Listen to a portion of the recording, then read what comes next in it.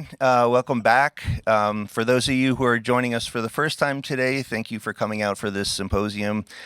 Yesterday was an incredible day. I hope everyone agrees. The conversation was deep, exploratory, and we certainly, what was the word that we were using? Complex or complicating? Complex, yes, yes. It was very complex in terms of the themes that we were starting to explore.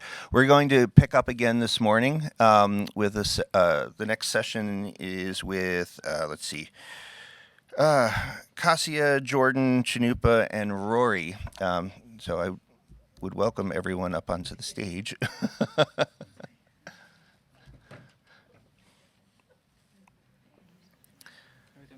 Yeah. I don't have anything else to say.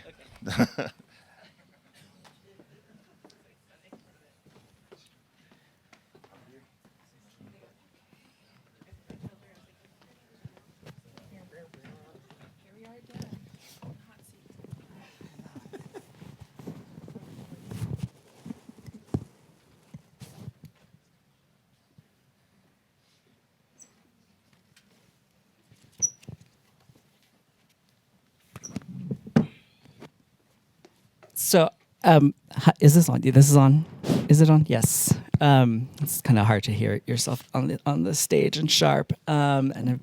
But I was asked to moderate this panel yesterday, so I'm flying by the seat of my pants, and let's see how it goes. So scrambling last night and this morning.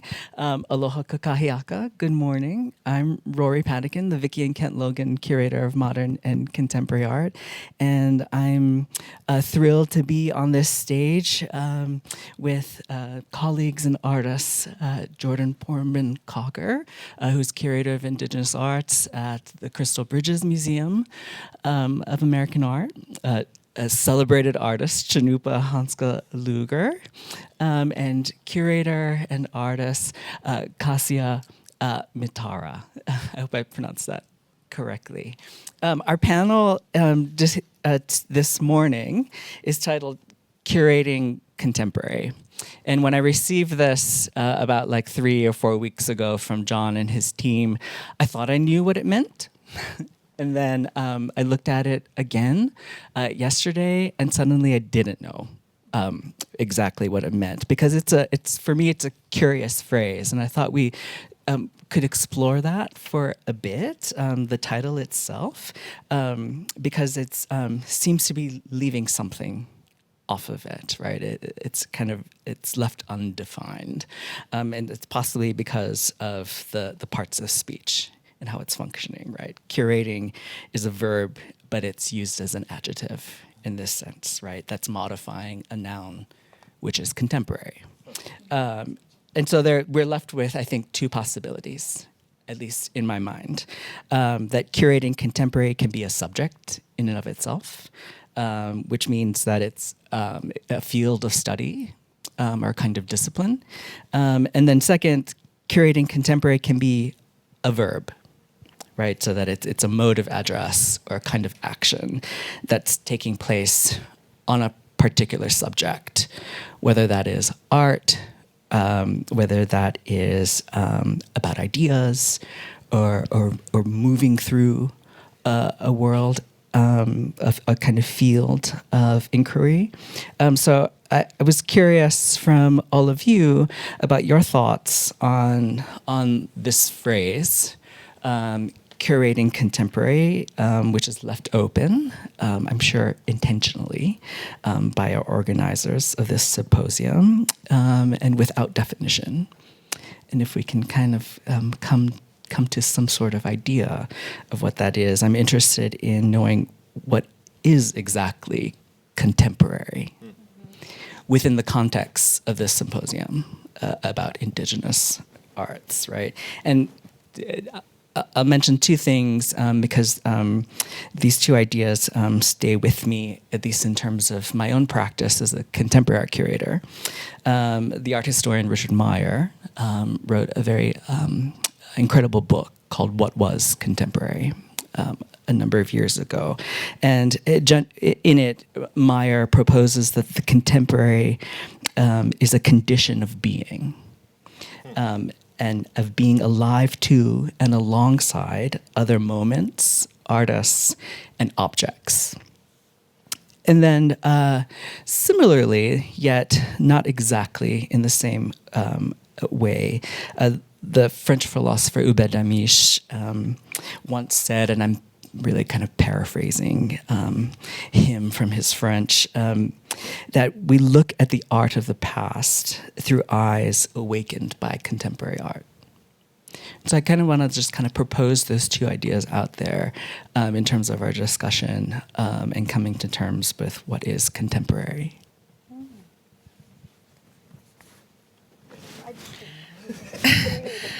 I think this is a really great way to start the morning. And for me, I sort of come into curating contemporary artists from the perspective of time as intergenerational and these other sort of lenses that sort of organize art and artists along a trajectory that's connected and interrelated to other artists, other artworks. And so I guess for me, similarly to the way that we were discussing global indigeneity yesterday, there is a language barrier there in terms of time stamping what folks are doing, how they're doing it. There's, a weird thing that happens in the art market where folks have designations for artists, contemporary artists, traditional artists, which is problematic. And sometimes there's an overlap. So for me, I kind of think of contemporary as a phrase that's, rooted in art history, and it's a designation that really sort of speaks to Western art history. But I see Indigenous artists and artists from Indigenous communities as really operating across time periods in a really fluid way. And so I think, in terms of creating those definitions,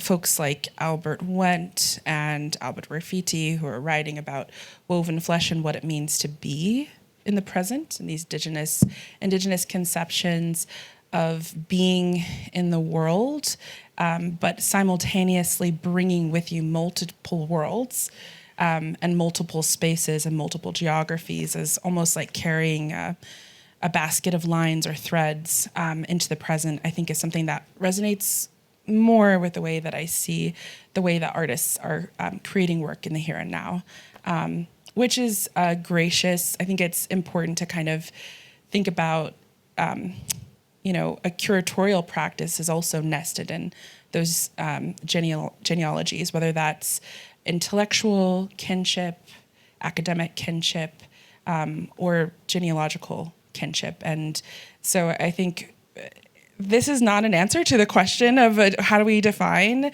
and come to a single definition of contemporary, curating contemporary. But I think for me, what can't be sort of abandoned and what's sort of almost being asked to be abandoned in that idea of setting a post-1900s, post-1960s net of time, around artists and for curators to respond to only that period, I think is a challenge that I actually like to interrupt as much as possible. Perhaps it's the idea that contemporary is much more fluid. It's out of time, perhaps, in the ways that we can engage with objects from the past through a new lens, right? I know, Cannupa, you working as a working artist. I mean, I feel like anything that you interact with right now is contemporary, right? Like in a real practical, non-heady way, because of museums, we have access to the products of cultural significance, but you're absolutely right. There's also this genealogical thing. So any artist is working on a continuum, right? Like I always joke around about like, my first introduction into the world of fine art has always been through craft. And for Native people, it was like I applied for the American arts, U.S. artist thing for years as artist. Do me artist. I want to be artist. I want to specifically get the artist one. And no, years after years. And I was like, you know what? I actually prefer craft. Let's just do craft. Craft feels like intergenerational tips on failing. And I'm like, I feel like that is actually true to my practice because of these customary practices of like understanding what a continuum is. And so my question then is like, what isn't contemporary that we have access to right now? You know? And how do you curate that? Or how does that free up what curating the contemporary could be? And how do we actually acknowledge and recognize the efforts of preservation through museums and institutions, and then indigenous language and culture ways across the globe? Like anything we carry with ourselves to this point is contemporary. Do you think it's because, in terms of craft, that the learning or knowledge skills acquired in the realm of craft is different than what happens in the realm of the fine arts?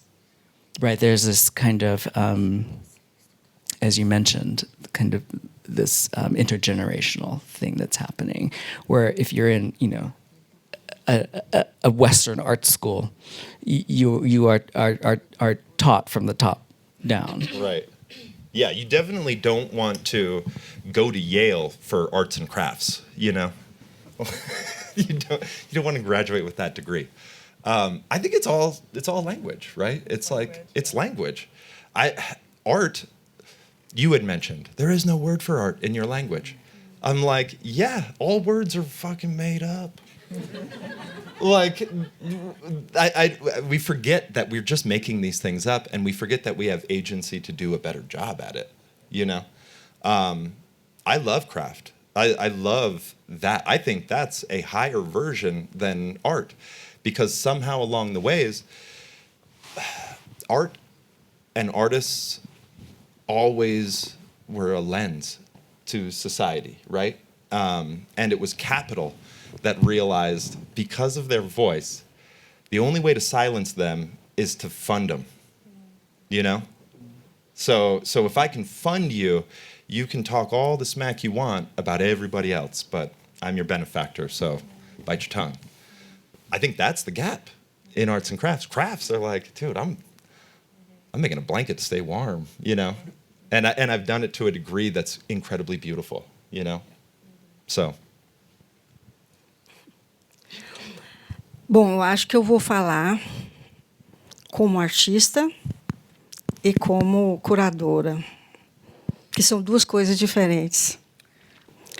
I'll speak as an artist and also as a curator, which is totally different things. Para nós indígenas, isso aqui é arte. For us indigenous people, this is art. Mas para o curador, não. For the curator, it's not.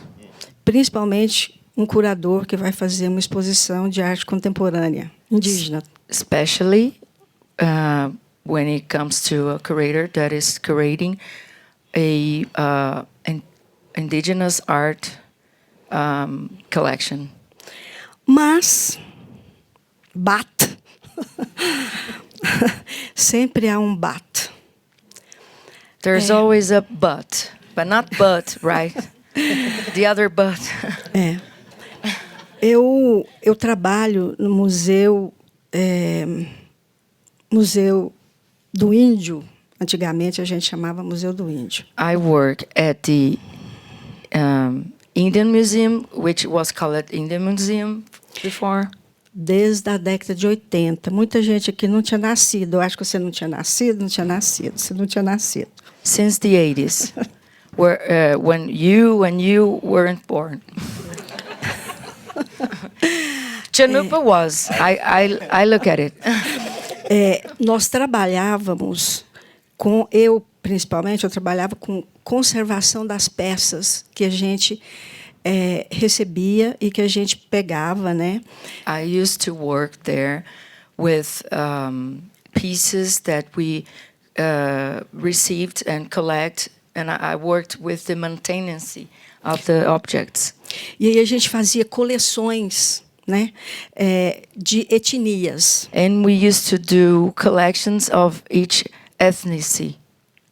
Então, a gente trabalhava com essa história que a gente não queria que morresse. We used to work with this history that we wanted to die. E é uma história que vem passando de anos e anos e anos e anos e anos e anos.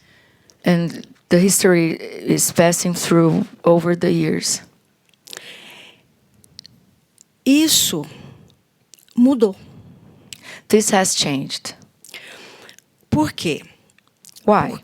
Porque nós, indígenas, além de pensar nos nossos objetos que a gente aprendeu a fazer com os nossos avós, Because we, indigenous people, beside learning to work with objects that we learn with our ancestrals, para enfeitar os nossos corpos, to make our bodies beautiful, para conversar com os espíritos, to talk with the spirits. hoje a gente pensa em nos comunicar Today we think about communicating, do que está acontecendo. about what is happening right now. E nem sempre a gente pega as nossas artes que a gente aprendeu com os nossos avós. Eu não entendi. Okay. And not always we take the same objects that we learn with our ancestrals.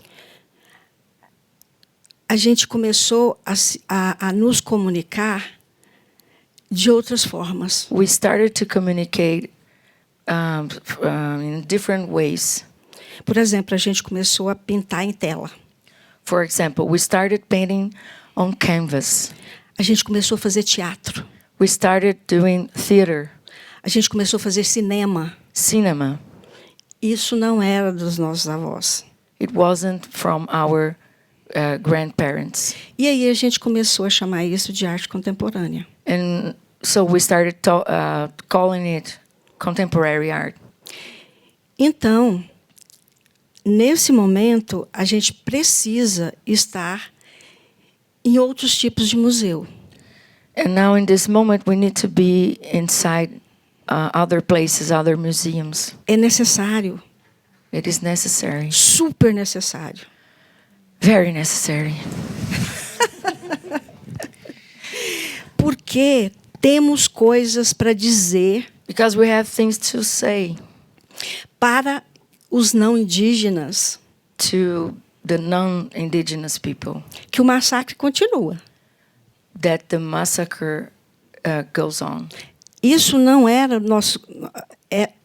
Esse tipo de arte, esse tipo de discussão não era feito nas nossas artes antigas. This kind of discussions wasn't within the art that we used to make. Eu estou falando antiga, mas a gente continua fazendo. I'm not saying that we're not doing this. We're still doing. Então, existe esse dois mundos de comunicação. There is two worlds of communication. E, para comunicar hoje, a gente precisa de usar outros meios de linguagens. And now, to communicate, today we have to use many other ways to communicate. E a gente começou a usar esse termo de arte contemporânea. And we start using this term, contemporary art, Porque é agora. because it's now. É jetzt. Jetzt? Não, desculpa. Now. Now. Agora. São discussões que não pode deixar de acontecer.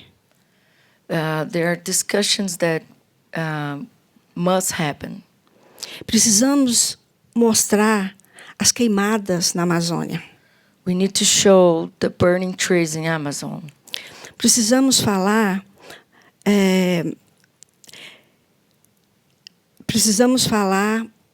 do genocídio que ainda continua. We must talk about genocides that still goes on. E isso a gente só pode dizer hoje. This we only can say today. O Brasil é grande demais. Brazil is way too big. E a gente ficava muito dentro da floresta. And we used to be inside the forest. Não existia celular. There was no cell phones. Não existia tecnologia para a gente. There was no technology for us. A tecnologia do computador, por exemplo, da internet. The computer, internet. Então, esses mecanismos vieram para que a gente pudesse comunicar mais longe. This mechanism, these technologies can make us communicate further E atingir mais pessoas. and reach more people. Isso é arte contemporânea. This is contemporary art. Então, a gente aproveita esse conceito We que get não é this nosso, concept that is not ours para dizer para os não indígenas to say to the non-indigenous people que para dizer o que acontece hoje. to say what happens today. Eu acho que é isso que agora eu como como curadora, né?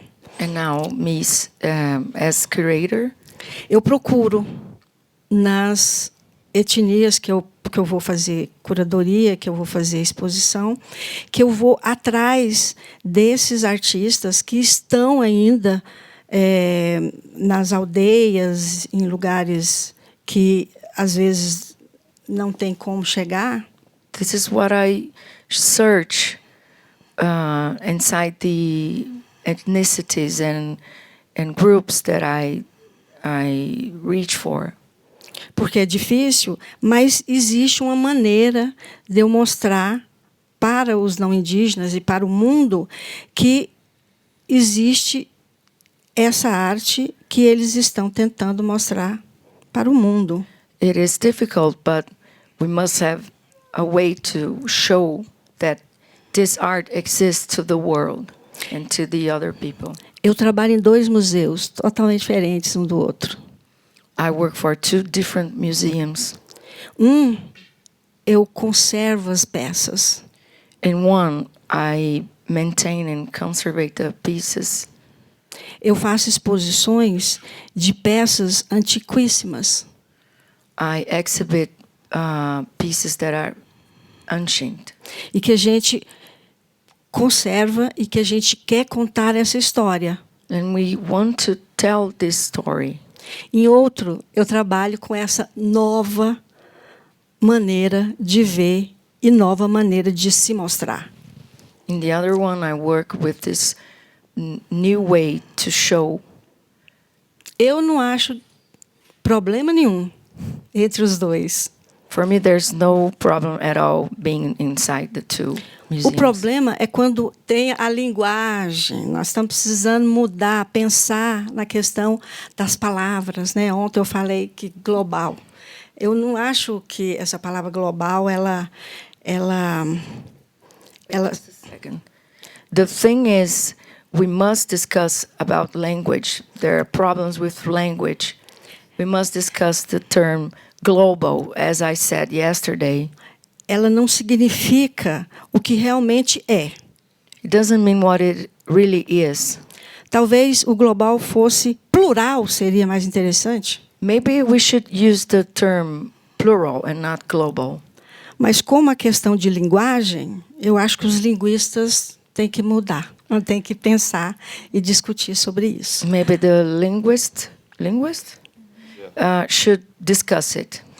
É isso que eu penso. I think that's such a great point.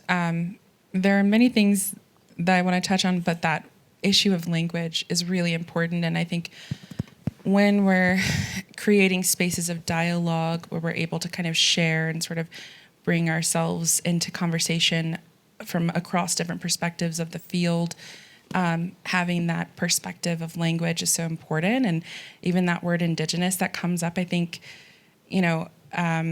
my 2 times great-grandmother, Keen Toddle, Dragonfly Woman, who was a cradle board maker and a beadworker, she was deemed a savage and an enemy to the state, imprisoned in Fort Sill. So in terms of the ways that the government and society referred to her, that was a very specific language. And then my great-grandma, Alice, or Padotai, her daughter, Keen Toddle's daughter, was an Indian, U.S. citizen in 1924, an Indian. And so, Native American came after. And it's funny to even use that word. I talked to my grandma Bernadine Rhodes, who's 94. And the first time she heard me use that word, she was like, Indigenous, what is Indigenous? I'm not Indigenous. And she was like, I'm just an Indian. And I was like, okay, that I hear you. But these words are, placed around folks who have very specific freedom and being able to create agency in the ways that we're referred to. And I feel like when we get into the process of sort of debating those words, it's interesting because what comes up is the political climate. What comes up is, the situation of whether and how treaties are recognized. And it's sort of like, I think for me, that language it's just something that evolves over time. And, the more that we can sort of collectively create a movement where there's some agreement to the ways those words are being used and appropriated to advance this intergenerational work. It's so important. And I think even those tribal designations and the federal recognition or non-recognition, the visa status or inability to gain a visa or access entry into these countries, there's a connection there, and it has to do with power imbalance, and it has to do with colonialism. And so, it's funny that there were so many typos for my name in the program and my position. And at one point, I had John's name. I was John Poorman Crocker on the slides. But the way I was raised is Dom Toyak Oe Ma'akan. No matter what happens in the world, like I know who I am, and I know, where I come from. And I think for me, when it comes to curating Indigenous artworks, though even the ones that are being created now, really are these sort of rich, dense devices for accessing knowledge that moves across time, that moves across generations, that's carefully handed down to different people in different ways. And as a beadworker, I think of beadwork as a device, as something that's encoded with memory, that's encoded with language, that's encoded with kinship systems and connections to the environment. And that shows up and manifests in different ways through pattern, through color, and all these decisions that artists get to make. And I think about your work, Cannupa, and the ways that you're sort of thinking about time, or I've read that you're thinking about time. And I can sort of see that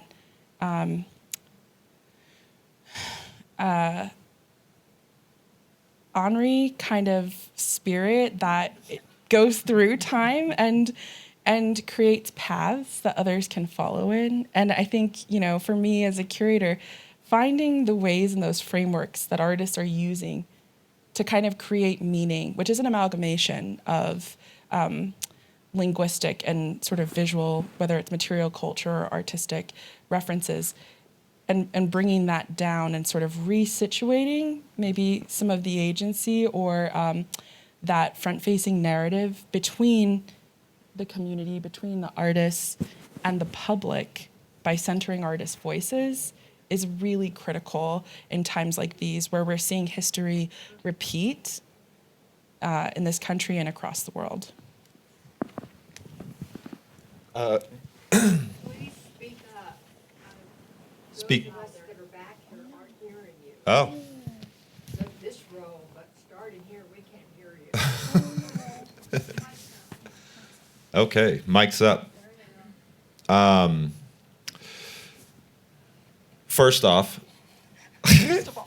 of all, I've been on a book tour, so I came in hot yesterday. So Congrats on the new book. Well, thank you, but I'm actually just trying to hide behind the fact that I was maybe a little bit prickly yesterday because I talked about myself so much over the last couple of days, and I didn't want to seem salty. I think the conversations that we're having here is important, and I think your application to shifting these narratives is important, and I recognize the work that you're doing, and I appreciate that work.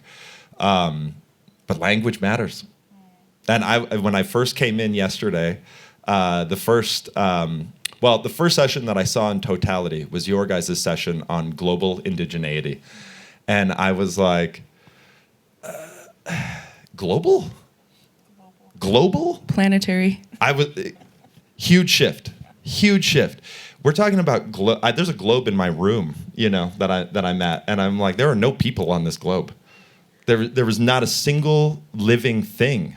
Maybe bacteria from my hands and various hands spinning it around. But this language around global is economic, and I think the language about craft and art is also economic. We want to talk about the political, we want to talk about the movement and nationhood, but in reality, we're talking about money. The distraction of nationhood, the distraction of global over planetary. What happens when we all come in and we sit down and we look up and say what we're really trying to say, and it says planetary indigeneity? What's the question? What are we trying to describe? Who in the room is not, But I don't want to make a monolithic thing. I'm like, planetary is a variety of systems that are outside of the economic. But global's economic.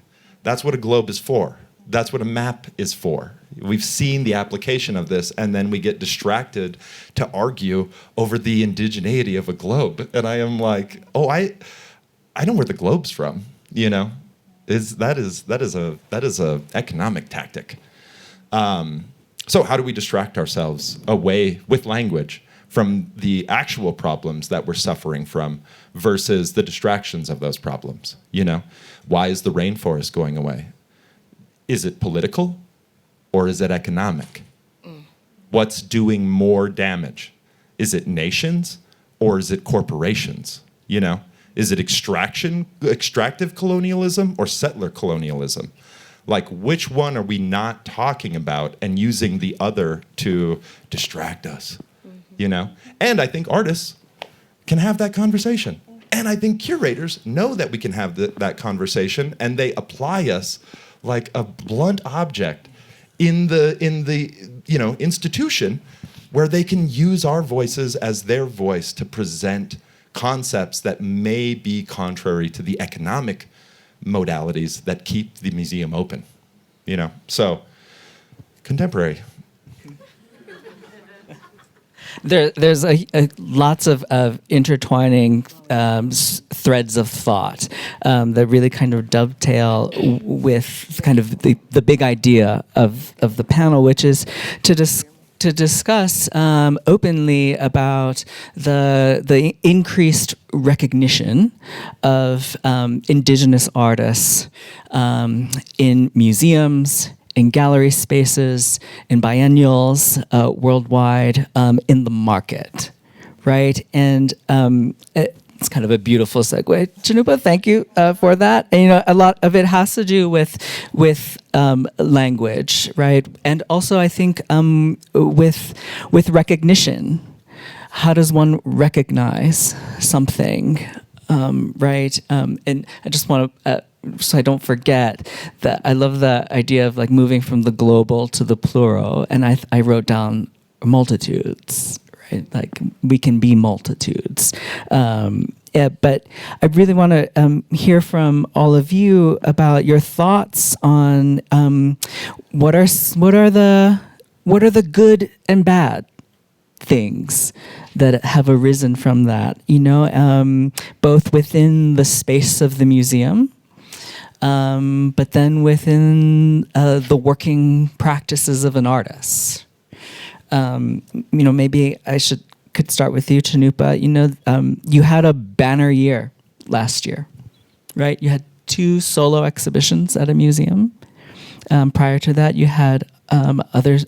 You were part of major group exhibitions at mainstream institutions. You were also in the Whitney Biennial, right? Perhaps arguably the most important platform for American art in this country. And has that affected the way that you work? Yeah. It affected the way that I live. I have a hot take. I'm going to try to stay humble here. No, I have a real hot take on this whole thing. And I've been hesitant to say it, but I think maybe this is the right room. Now's the time. Now's the time. Let's hash this out. I'm going to throw it out there in the world. Why? Why is there interest? You see this in the American art canon, right? This every couple of years they open up the door to the margins, right? And I'm like, yeah, because the American art canon is foam, it's white froth. It's full of holes. And that froth needs substance, and the substance is the source material from which the froth has structure. So the American art canon, every couple of years, opens its door up to another group of people in the margins to give the American art substance, especially as it wants to operate not on a planetary sense, but on a global sense. The economic model. They want our work to value and to matter, and it's frothy. We need substance. So the inspiration for people who've been accelerated in that are from that thing. Now, this is my hot take. Why Native American art now?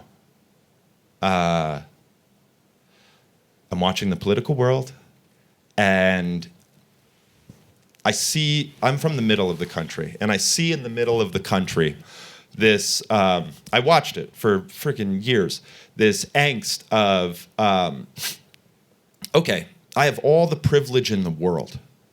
The systems are built for me, and I can't find a job, and I'm scraping by, my kids are hungry, people are taking my jobs. We need change. I don't feel like this nation represents me anymore.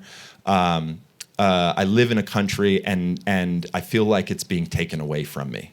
So organize, political group, vote, and now we have the political temperature that we have right now.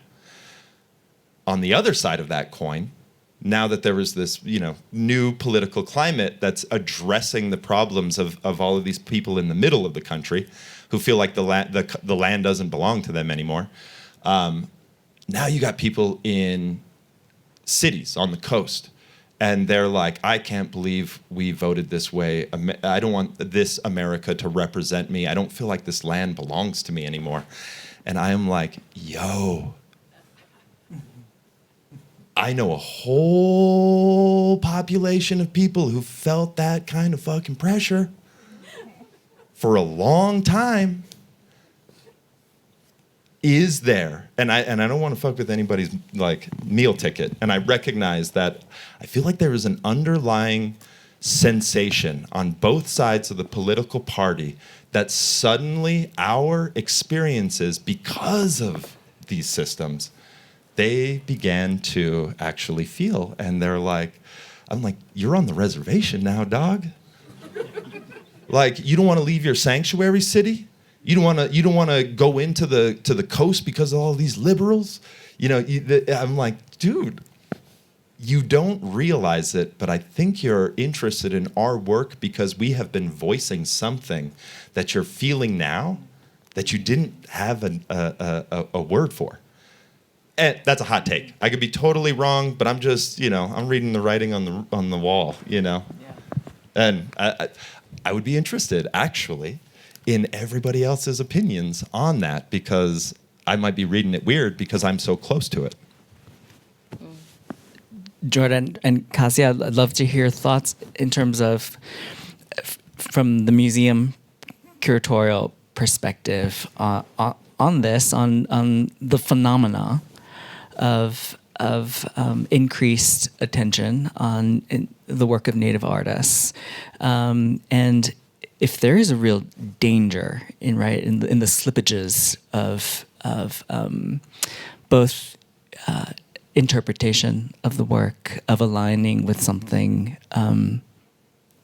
that was never your own to begin with. Andrew Carlson explains this, right? There are things in her work that are for many and a lot more for some. And so I'm curious because I sit adjacent to it, not within it, particularly in my own work, and how you as curators kind of address this in the work that you do.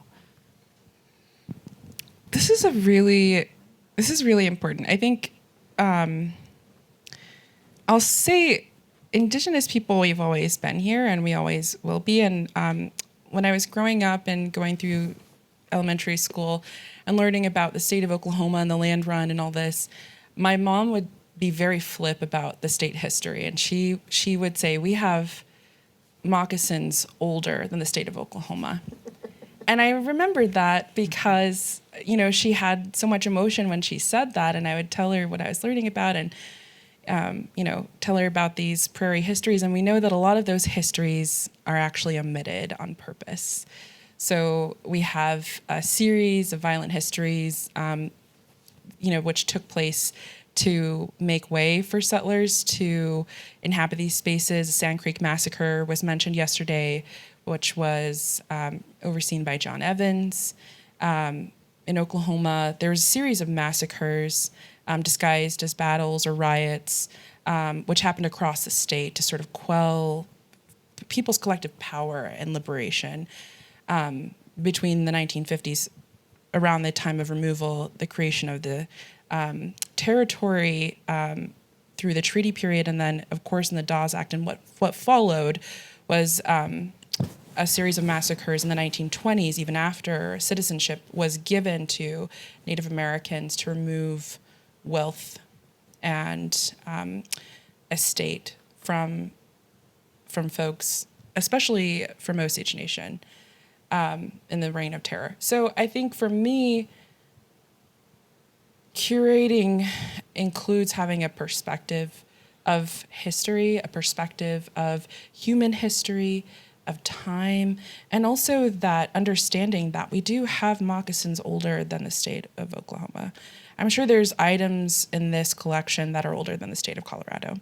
So we're in a moment, and we've been in a series of moments across time. And for me, this sort of question around the moment of Native art it's similarly we're almost like 1 century forward in time from this burst of Native art, where you saw the Kiowa 5 collective moving from ledger, moving from hide painting. Their uncles and aunts created these paintings on hide to more traditional mediums, or to more contemporary mediums, so works on paper, pour-sharp prints, oil on canvas. And there was a buzz for Native art across the country. There was a series of murals that was commissioned to really reimagine American art with the inclusion of Indigenous perspectives. And this has happened at certain points across, our country's history. We're in one right now. We're living through that. Everyone's reinstalling, different museums are reinstalling their American galleries across the country and really sort of re-looking at the way Native art and Indigenous artists are placed within, these galleries and these spaces.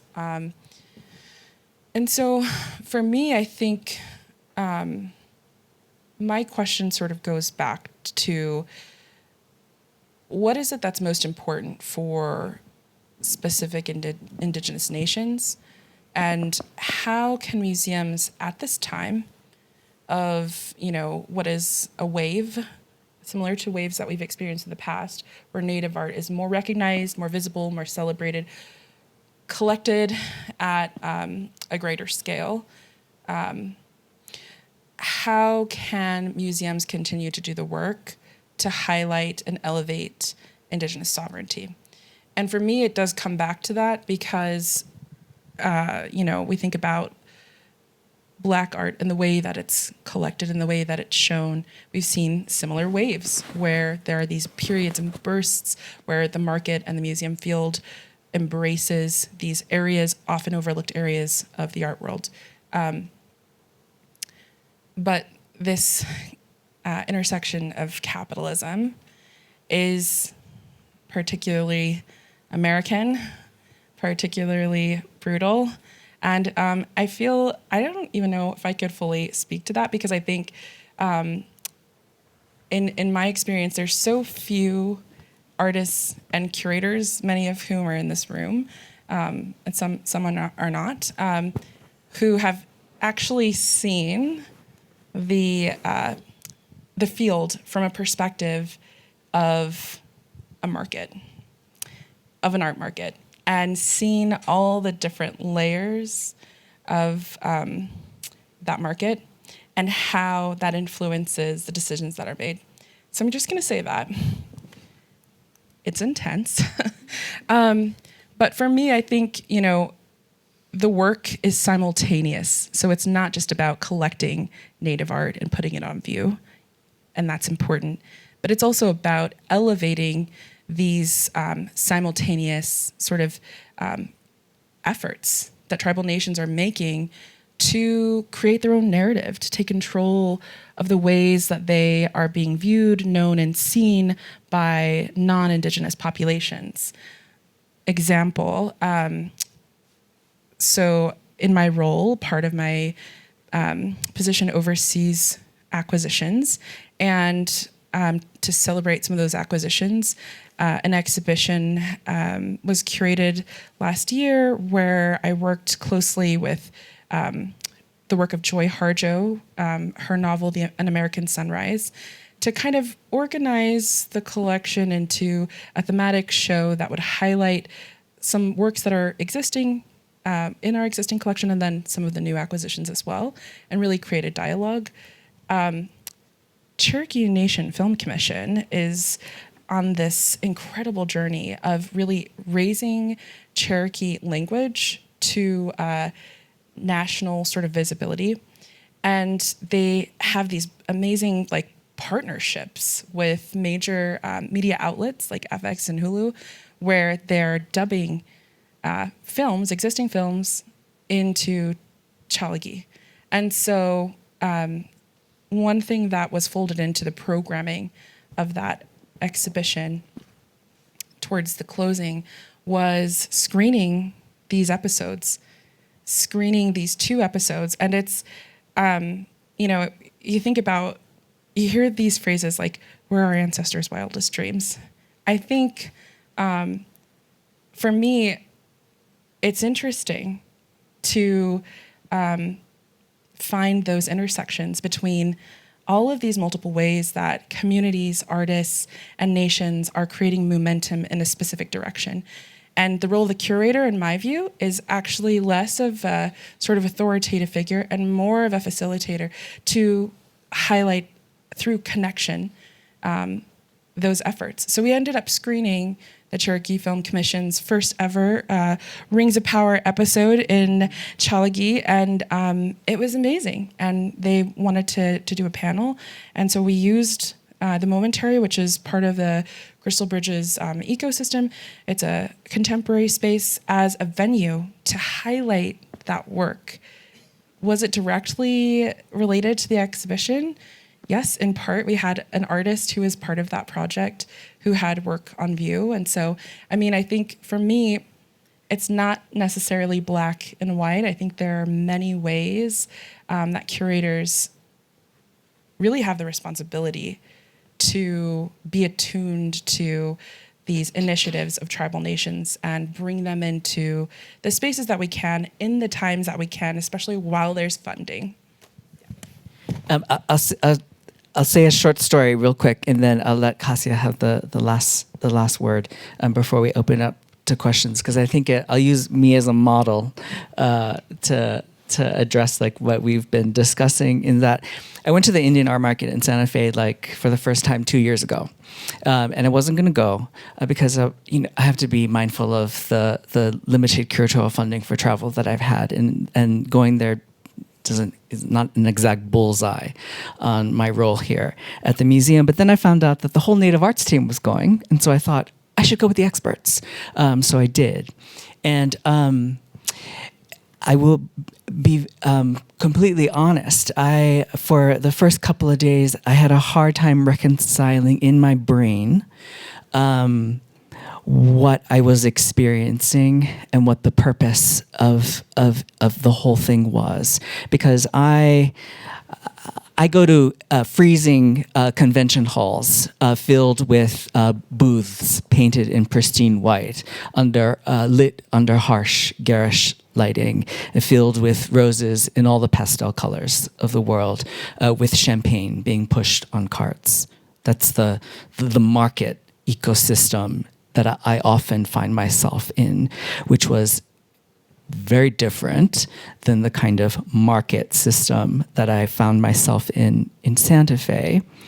And then it was only later, upon reflection, that I realized that if these white cube spaces were excluding and continue to exclude, and at times open the door just a bit to let your foot in, that wouldn't it then be necessary to create something of your own as a way to not turn away from, but to turn towards, right? So that was something that I kind of had to grapple with, and thinking about this could be the general contemporary art collector looking for the next greatest thing, right? And then finding themselves in a space that is unknown to them.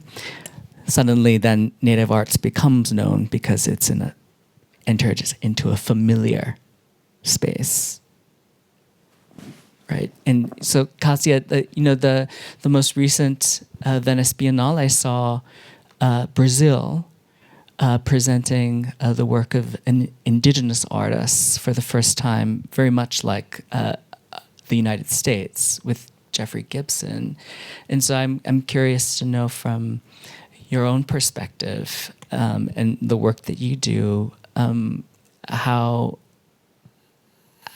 it's being addressed, I guess, within the market in Brazil, and then perhaps in a broader Latin American context.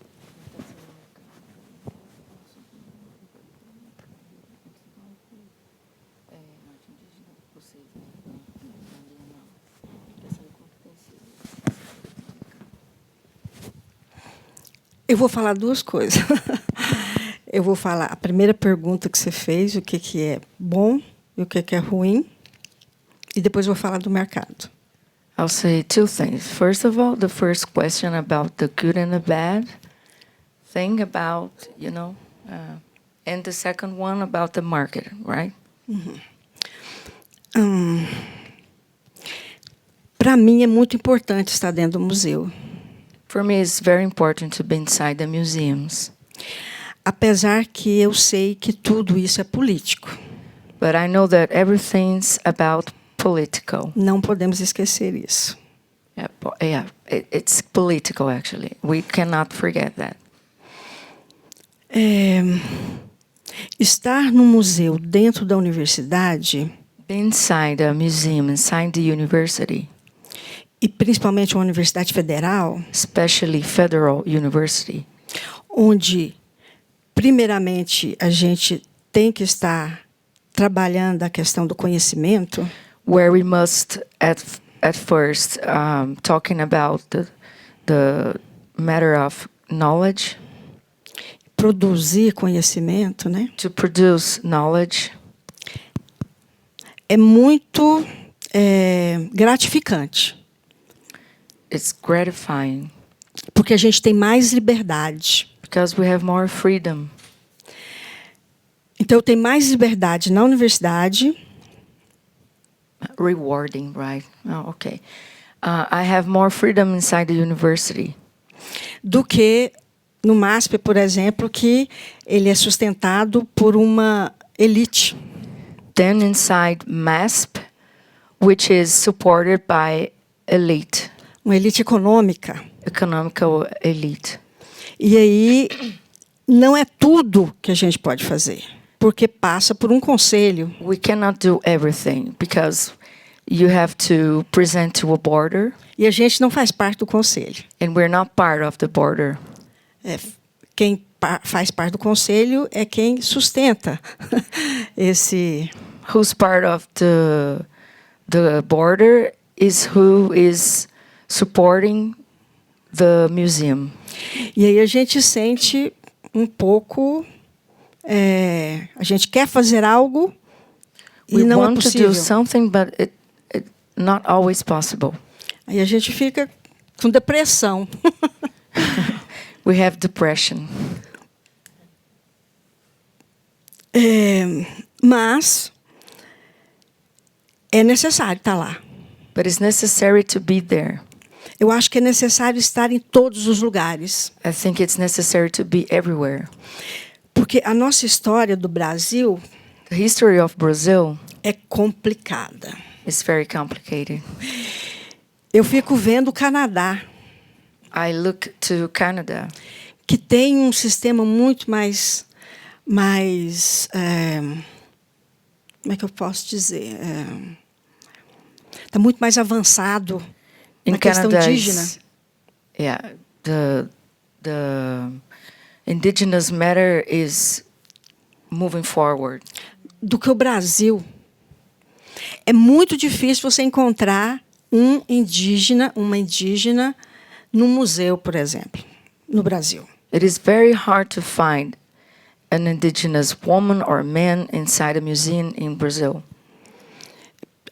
Principalmente trabalhando, né, na verdade. especially working. O MASP foi o primeiro museu a contratar uma indígena como curadora. MASP was the first museum to hire a indigenous curator. Eu sou a segunda. I'm the second one. E os outros museus? What about the other museums? Por que não? Why not? Nós temos muita coisa para falar. We have so much to say. Nós temos muita coisa para mostrar. We have so much to show. Mas o meu pai não podia ter nome indígena. But my father himself couldn't have his own indigenous name. Ele não podia falar a língua dele. He couldn't speak his language. Ele não podia ser indígena. He couldn't be indigenous. Ontem o Rafael falou que Yesterday, Rafael eu demorei a dizer que eu era uma artista indígena. told here that I took some time to. It took me so long to say that I was a indigenous artist Porque a gente não podia falar. because we couldn't say it. A gente não podia ser indígena, gente, We no couldn't Brasil. be indigenous folks in Brazil. Sabe quando a gente começou a ter voz? E olha que é uma voz curta. Do you know when we started having a voice? Tem 5 anos para cá. 5 years now. Isso é muito recente. It is very recent. Isso é muito pouco, né? E a gente está cavando o tempo inteiro, estamos cavando essa oportunidade de estar nos lugares que precisa estar. We're trying this opportunity to be inside the places that we must Por isso que, para mim, é muito importante estar nesses lugares.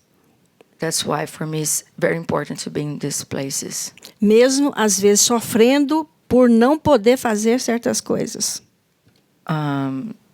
Even when I suffer to not to do the things that I wanted to do. É uma coisa meio esquizofrênica isso. It's a little schizophrenic.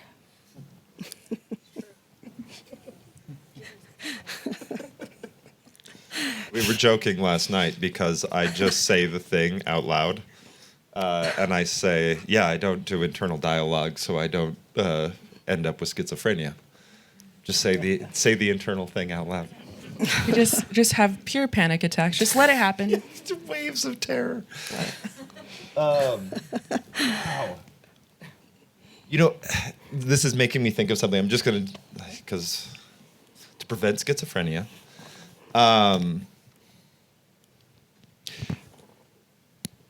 there is an illusion that and I love this collective effort. Like you don't attack a problem from one direction. You come at it from every angle, and you hope one of them succeeds, and you distract all efforts to prevent it by coming in like the ocean on the shore, right? There is an illusion that we are trying to generate a voice for ourselves and represent where we come from. And I think in reality, we are literally just trying to liberate everybody from the systems that are silencing us and making it difficult. We all understand this, you know? And this is why I think I find comfort in just saying the thing out loud, because I'm like, dude, we can all get away from it. We can all do something else. And it is, strangely enough, on a non-global indigeneity, but a planetary indigeneity, turns out we have the answers. This whole experiment that we've been playing for the last 2,000 years is insignificant on a geological level. And we, as Indigenous, you are just another biological agent in an incredible network of things working so well that our intellect, we make simulations of really good things. Things that are free. We will make a simulation of it. Art, all of these sorts of things, they are the incredible archive that is biological awareness, DNA, mitochondrial knowledge, survival tactics, expressed in a way that is symbolic, so that your interpretation is also true. Do we need a server farm?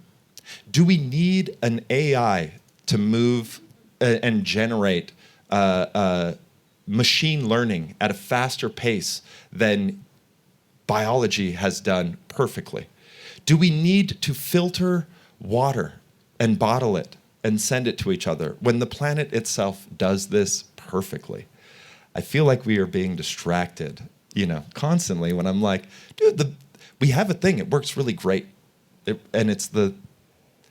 think in the Indigenous, in that language, is a recollection that there is a relationship that's much larger and much more sophisticated. And it is deemed primitive by those out of whack, by those displaced, There is no non-Indigenous. There is a group of people who believed that they traded belonging to place for belongings. Deeds. This is why Indigenous people remain a threat, because we're from here. And all of the capital, all of this stuff spreading around is stolen. And our existence reminds them that it's stolen. And the reason why they've been benefiting it is a thin paper. It's a part of an illusion. So we're not trying for representation. We don't need representation. Collectively, can we present alternative?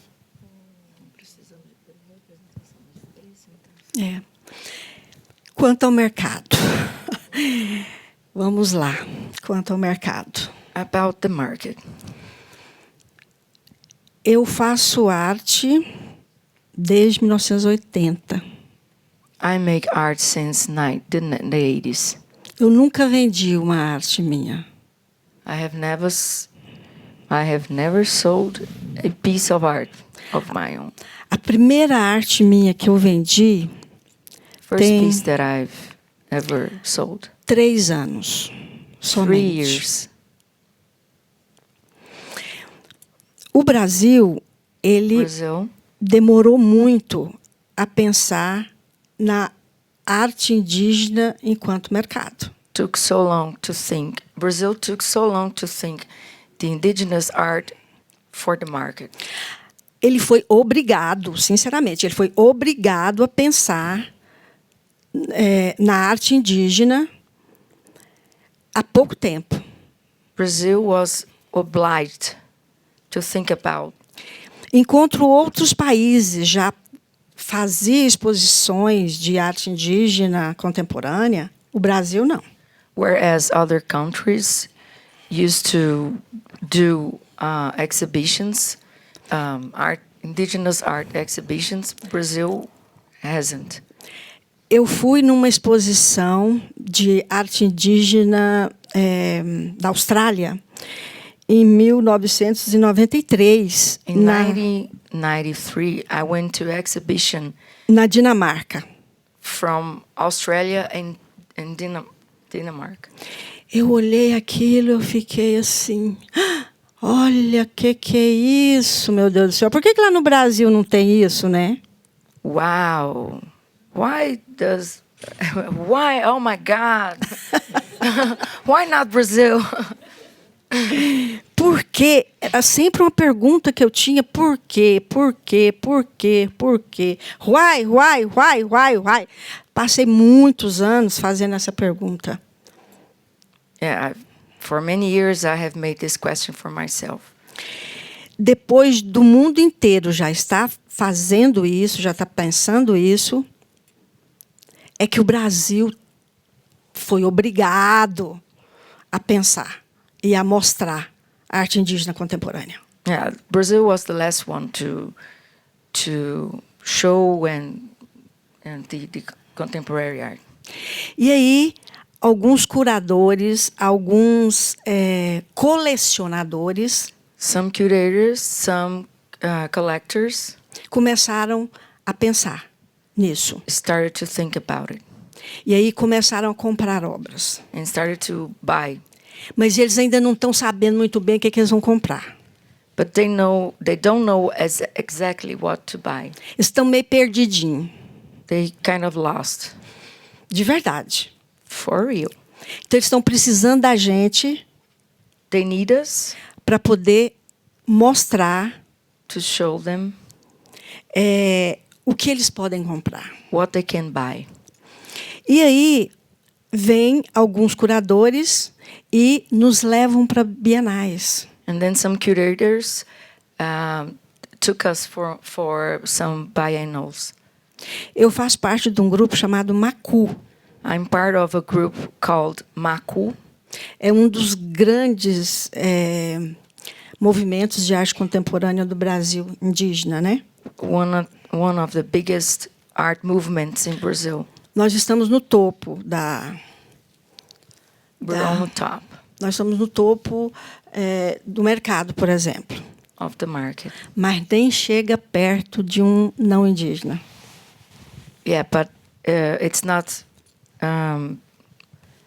It doesn't mean so much comparing to a non-indigenous collector. O preço or não seller. chega perto. And the prices are very different. É bem diferente. E não a qualidade The quality não é diferente. is not different. Mas os colecionadores têm medo. But collectors are afraid. Não sei por quê. Don't know why. Mas eu imagino, é a questão do né? Da But I colonização. imagine it's about colonization. Então, sabe, no Brasil a gente luta todo dia. A No gente Brasil, mata There's no, não existe essa expressão em inglês. In Brazil, struggling every day. Não tem leão lá, mas a gente mata um leão por dia. There's no lions in Brazil, but we kill a lion a day. This is an expression in Brazil. I told her there's no such thing in English, but you know.